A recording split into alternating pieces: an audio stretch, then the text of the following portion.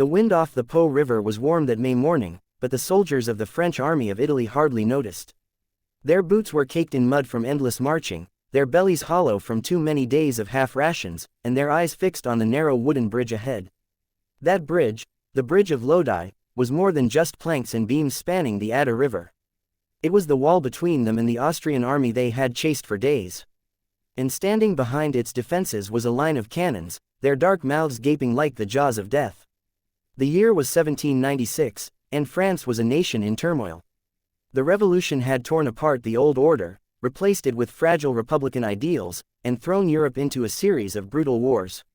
In Italy, the French fought against the Austrian Habsburgs and their allies, seeking to spread revolutionary influence and secure France's borders. The Army of Italy, however, had been the forgotten child of the Republic's forces, underfed, underpaid, and half forgotten by Paris. Yet in the spring of that year, something changed. A new general, barely 26 years old, took command. His name was Napoleon Bonaparte.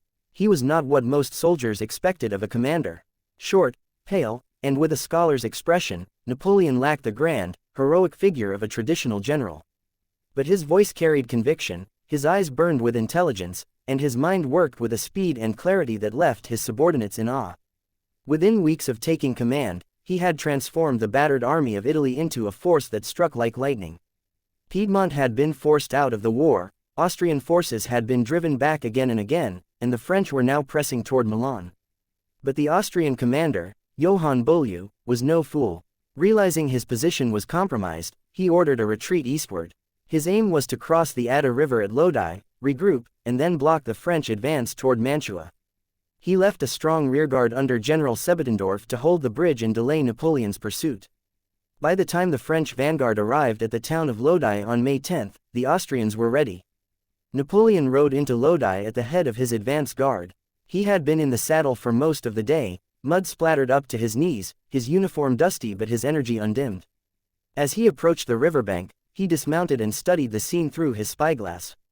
The Adda was wide and fast-moving, its waters catching the sunlight in blinding flashes. Across the bridge, Austrian gunners stood ready at their cannons, the black iron barrels aimed squarely down the length of the planks. Infantry in white coats formed neat lines behind them, their muskets loaded and their bayonets fixed. The bridge itself stretched more than 200 meters, a long, narrow gauntlet. Any force attempting to cross would be exposed for the entire length, a perfect target for the Austrian guns. To take it head-on seemed almost suicidal. Napoleon lowered the glass, his expression unreadable.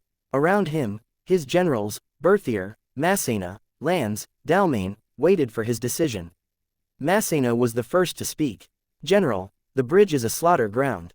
We could try to ford the river elsewhere." Napoleon shook his head. "There is no time. If we let them escape, they will regroup and block our path to Milan.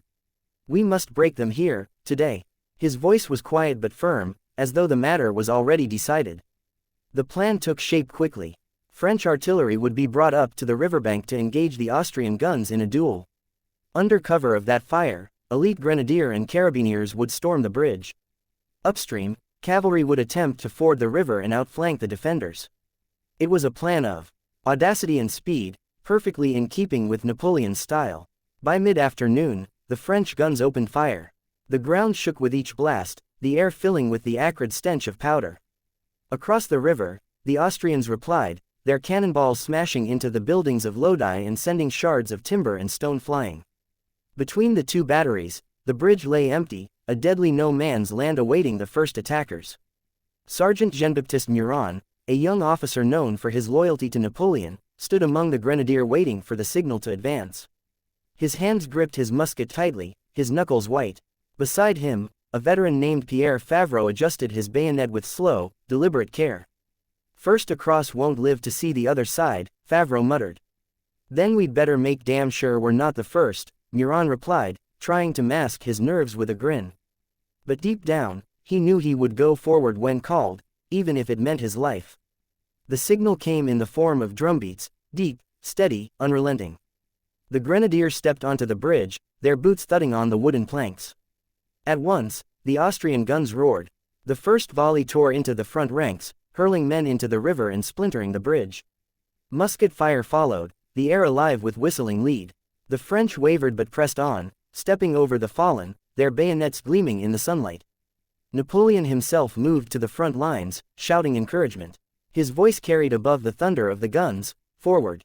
Forward, for France!" His presence under fire had a magnetic effect. Men who moments earlier had hesitated now surged ahead, driven by the sheer force of his will. Halfway across, the fighting turned hand to hand.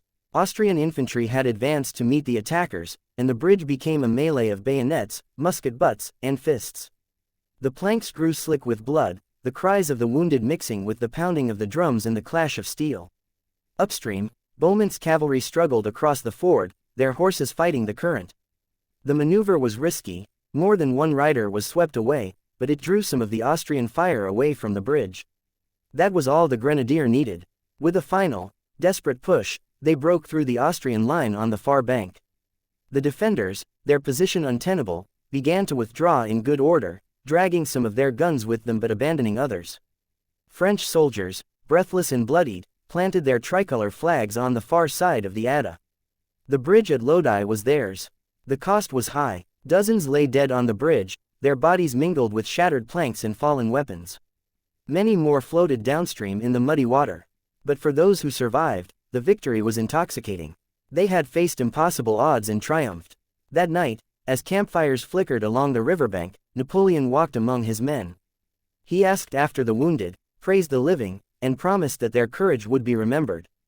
To some, it was just another battle in a long war. But to Napoleon, it was something more. In the quiet moments before dawn, he confided to Berthier, "At Lodi, I felt for the first time that I might be a man destined to change the world." The next morning, the pursuit resumed. Beaulieu's army continued to fall back, but the memory of Lodi would follow the French. It became a symbol, not of strategic genius alone, but of raw, unflinching courage. The soldiers believed in their general now as they had never believed in anyone. And Napoleon knew that belief was the most powerful weapon he could wield. Years later, when the Emperor of France looked back on his career, he remembered the great battles. Austerlitz, Jena, Wagram, but Lodi held a special place in his heart. It was the day he and his men had crossed more than a bridge, they had crossed into legend.